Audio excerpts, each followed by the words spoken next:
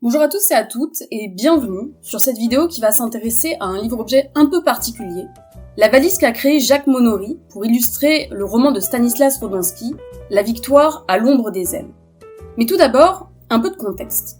Dans les années 1960, les influences surréalistes, les progrès techniques de diffusion et les évolutions dans l'appréhension de l'art amènent à repenser le rapport au livre et au texte illustré. C'est ce que fait François Didiot, fondateur de la collection puis maison d'édition Le Soleil Noir.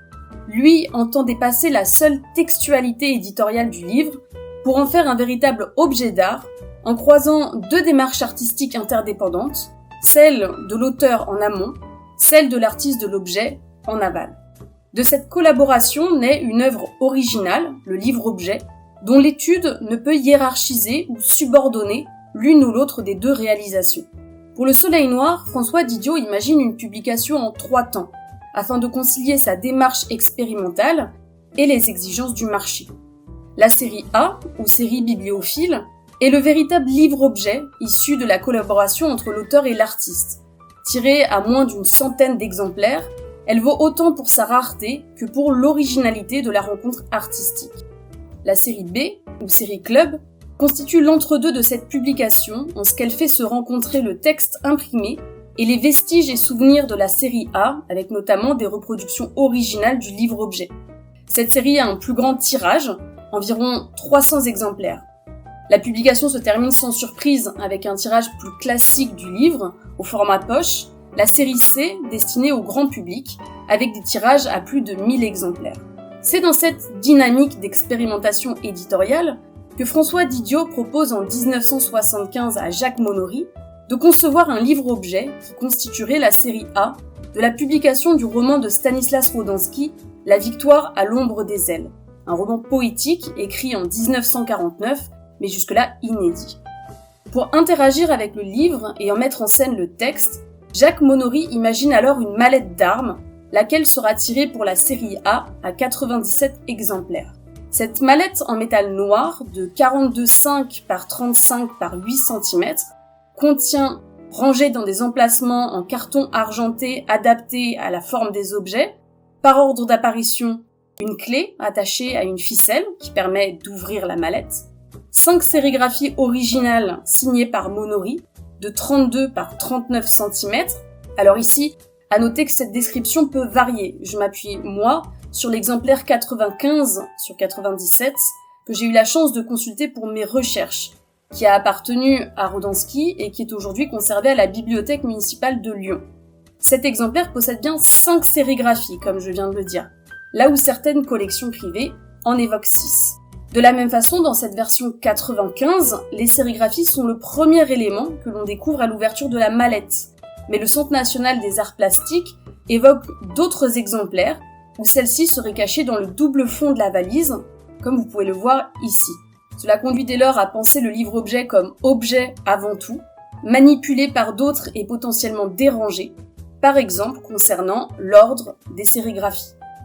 Alors revenons à notre inventaire des objets présents dans la valise. En dessous des sérigraphies se trouve ensuite une carte aérienne de l'océan Pacifique, puis un revolver d'alarme neutralisé de la marque Arminius.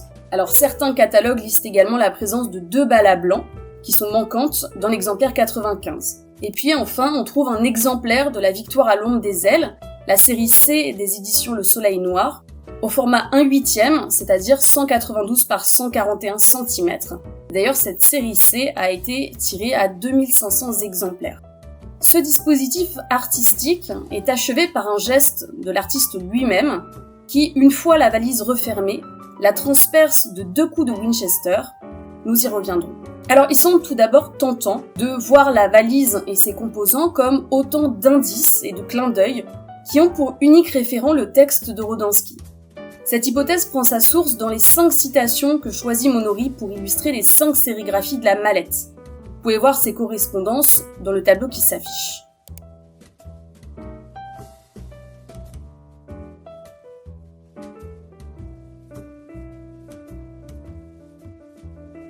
On le voit, avec ces relevés, on se situe ici dans un rapport d'illustration relativement classique, même si l'adéquation entre la phrase et la photographie semble déjà plus opaque, est fortement liée à l'interprétation de l'artiste. Si on se réfère aux mots de Rodansky, qui décrivait dans le roman son texte comme un romanchero d'espionnage, on ne peut que convenir que cela semble tout à fait adéquat avec le choix d'une mallette de tueur à gages. Dans ce roman d'aventure et d'espionnage empreint de romance, le narrateur Rodansky raconte le crash d'avion qui le conduisit avec ses compagnons à se perdre sur une île de l'océan Pacifique.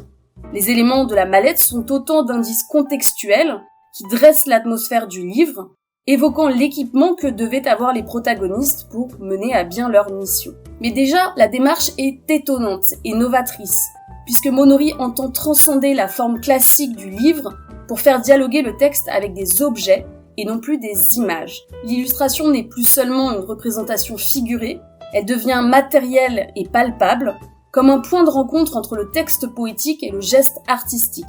Le lecteur-spectateur se trouve physiquement impliqué et acteur du livre-objet puisqu'il doit ouvrir la mallette en tournant la clé, qu'il prend en main le revolver ou qu'il étale puis replie la très grande carte du Pacifique. C'est finalement revenir au sens étymologique du latin illustrare, éclairer, illuminer, mettre en lumière, rendre patent, donner de l'éclat, du lustre, voire inspirer à l'époque classique. Le livre-objet n'est pas une simple illustration au sens moderne de figure explicative, il éclaire le texte, le met en lumière et en fait un élément d'inspiration pour le lecteur-spectateur, comme il le fut pour Monori lorsque celui-ci l'a conçu. La rencontre avec ce livre-objet est dès lors plus difficile pour le lecteur-spectateur, qui peut se sentir perdu face à ce rapport d'illustration, déstabilisant parce qu'il n'y a pas d'exacte adéquation entre le texte et le dispositif. Plus déstabilisant encore, cette installation artistique relève avant tout de l'interprétation qu'a faite Monori du texte. Le lecteur-spectateur doit faire un effort pour comprendre la lecture de Monori et repérer les liens qui existent entre le texte et le livre-objet. On le remarque rapidement, les liens entre les deux sont ténus, parfois même trop pour affirmer leur complémentarité. Un autre roman d'espionnage ou d'aventure semblerait pouvoir tout autant correspondre. Mais penser ainsi revient en réalité à ne se concentrer que sur l'intrigue de Rodansky, en ne voyant pas la portée poétique du texte. Comme l'écrit Benoît Delaune, La victoire à l'ombre des ailes est une lecture exigeante, et les risques sont grands de s'en tenir à ce qu'il appelle une réception naïve du texte, c'est-à-dire à la seule intrigue. Dès lors, voir le rapport entre le texte et le dispositif comme une seule relation d'adéquation sur le plan de l'intrigue reviendrait à réduire grandement le roman de Rodansky. Il semble que ce ne soit justement pas à cela que se soit appliqué Monori. Au contraire, le contact surprenant qu'a le lecteur-spectateur avec la mallette tente à faire penser que Monori a voulu s'émanciper de l'intrigue pour rendre avant tout ce qui lui semblait le plus important, l'atmosphère du texte, autant poétique que policière, si parfaitement résumée par l'expression « romanchero d'espionnage ». On voit d'ailleurs cette transposition d'une atmosphère de mystère et de doute, d'un texte poétique, parfois hermétique, à un dispositif artistique qui interpelle et laisse songeur. Monori renoue également avec le parcours par énigme de Rodansky, en multipliant les références directes et indirectes. Là où Rodansky évoquait des personnes réelles, des genres littéraires ou des auteurs, Monori dissémine des objets du livre ou des citations. En se détachant autant de l'intrigue, des personnages et des épisodes, et en ne leur consacrant que des clins d'œil ou des allusions, il recentre son livre-objet sur ce que lui considère comme l'essence du texte, l'énigme que constitue la lecture du roman, et la poésie qu'il choisit d'extraire et de citer. C'est finalement voir là une belle définition de ce qu'est la réception du texte, l'interprétation et le choix de ce que l'on veut garder. Monori propose avec ce livre-objet sa propre lecture du texte de Rodansky, mettant en exergue les éléments qui l'ont marqué, les motifs qui l'ont inspiré et les phrases poétiques qu'il a appréciées. En manipulant la mallette, on accède à la sensibilité de Monori, à sa compréhension et son interprétation de certains passages, et surtout, à ce qu'il en a retenu. Il propose là au lecteur-spectateur de découvrir, ou plutôt de reconstruire sa lecture de La victoire à l'ombre des ailes, à partir des éléments disparates qu'il a glissés dans la mallette. Le livre-objet semble donc inviter à une enquête, dire une histoire qui n'est plus celle du livre, mais celle que Monori a inventée à partir du texte, et qu'il lègue à l'interprétation du lecteur-spectateur. Tous les éléments sont là pour que celui-ci s'en serve, et, mélangeant les pièces, les motifs et les thèmes, réagence l'histoire et réinvente la narration que Monori a volontairement élaguée de sa représentation du roman de Rodinski. Néanmoins, il convient de nuancer cette position en ne coupant pas Monori de tout rapport à l'intrigue. Au contraire, il est un artiste de la narration, toujours en quête d'une nouvelle forme pour raconter sans contraindre. Comme le rappelle Laurence Dist, de tous les peintres dits de la figuration narrative, Monori aura sans doute été le seul à être pleinement narratif. Parfois hyper réaliste, les scènes énigmatiques qu'il peint et qu'il juxtapose forment comme le journal de bord hanté d'un peintre qui chaque jour s'interroge sur la réalité du monde.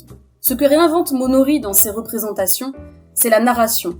Il ne raconte pas, il donne à voir ce qui pourrait être raconté. Il n'impose pas d'intrigue, il en propose une en disséminant des motifs et des indices. En choisissant volontairement de ne pas rendre la narration précise du roman de Rodinski, il prend la liberté de libérer l'histoire en la décomposant en autant d'énigmes, de clins d'œil et de sous-entendus qui, certes, se réfèrent au texte, mais qui ne sont ni exhaustifs, ni contraignants à une seule interprétation. Comme le dit Franck Lamy, c'est ainsi que sont construites ces toiles, avec une narration tellement ouverte qu'elle semble parfois inexistante. Empreints de références cinématographiques, ces tableaux fonctionnent comme des énigmes, sans résolution, ouvertes à de nombreuses interprétations. Un véritable inventeur de mythes, le peintre nous propose des amorces narratives, des embrayeurs d'histoire. S'inscrivant dès lors parfaitement dans l'ensemble de son œuvre, ce livre-objet devient une véritable mise en abîme de sa démarche artistique. Dans ce rapport si curieux d'illustration, Monori prend chez Rodinski ce qui fut, à sa lecture, des amorces narratives, des embrayeurs d'histoire. À son tour, il les transmet dans son propre dispositif pour rendre le plus fidèlement possible sa propre lecture du texte et l'intention qu'il y a trouvée. Le livre-objet devient alors la victoire à l'ombre des ailes lue, appropriée et racontée par Jacques Monori. On ne peut terminer cette réflexion sur ce livre d'artiste sans s'interroger sur les coups de revolver tirés sur la mallette. Dans l'œuvre de Monori, il est un geste essentiel qui conditionne souvent la réception de ses toiles, l'arrêt sur image. Véritable embrayeur d'histoire, l'arrêt sur image permet à l'artiste d'arrêter là l'esquisse narrative pour confier la suite au lecteur spectateur. 2 ans après la création du livre-objet, en 1977, Monori a représenté cette performance artistique dans le premier tableau de sa série Technicolor, Monet est mort. Au cœur d'un paysage qui rappelle la série des Nymphéas de Monet, on voit l'artiste tirer sur une valise contenant du matériel de peinture, en autoportrait de son propre geste sur le livre-objet, dans lequel est glissé un exemplaire du texte de Rodinski.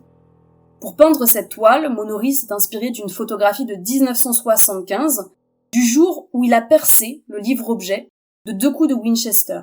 En remettant en cause la façon de peindre des impressionnistes, qui exclut le narratif pour se concentrer sur le motif, Monori remet l'action, le geste, au centre de sa toile, sans jamais imposer de narration, en ne faisant toujours que la proposer. Or le geste, ici, ce sont les balles tirées, geste artistique fréquent dans son œuvre, et à propos desquels Monori dit en entretien « Elles sont là pour arrêter les choses.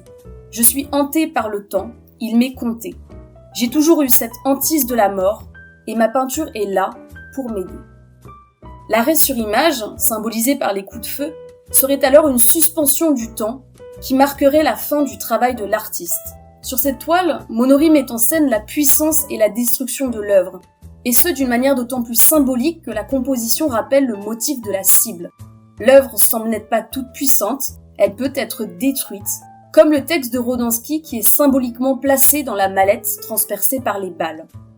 Pourtant, en ouvrant la mallette, le lecteur-spectateur constate que le livre est intact, là où les balles ont traversé tout le reste, la mallette, les sérigraphies, la carte du Pacifique. Là serait peut-être le sens, ce n'est pas l'œuvre qui peut mourir, c'est l'artiste. C'est rappeler que l'art est vivant, qu'il n'appartient à personne, et que tout artiste doit accepter de transmettre au lecteur-spectateur le flambeau de sa démarche artistique, afin que celui-ci continue à dépasser, prolonger, épuiser l'œuvre initiale. Monet est mort, Monori est mort, Rodinski est mort, et semblait même annoncer le geste de Monori, Je me prépare à la mort cosmique du tueur d'images. Qu'importe, la prolongation de l'œuvre se poursuivra grâce aux artistes qui la reprendront, mais aussi d'abord grâce au lecteur spectateur. C'est lui, en effet, qui ouvrira la mallette, qui manipulera les objets, qui cherchera un sens au livre-objet de Monori et qui en donnera par ricochet au texte de Rodensky. Ce faisant, le lecteur spectateur acquiert une responsabilité, celle de la continuité de l'œuvre. À lui de reproduire le travail qu'a fait Monori à partir de la lecture de Rodensky, trouver les embrayeurs d'images, s'y confronter, puis en faire quelque chose. Ce quelque chose pour Monori, c'est l'engagement dans le monde auquel sont soumis tous les artistes. Au lecteur spectateur d'accepter cette responsabilité et de prolonger la démarche introduite par Monori. Si ce contenu vous a plu, n'hésitez pas à vous abonner et à partager cette vidéo. Et surtout, faites vos retours en commentaire pour créer un espace de discussion. Je vous dis donc à très vite pour aborder ensemble de nouvelles thématiques autour de la littérature. Et en attendant, prenez soin de vous.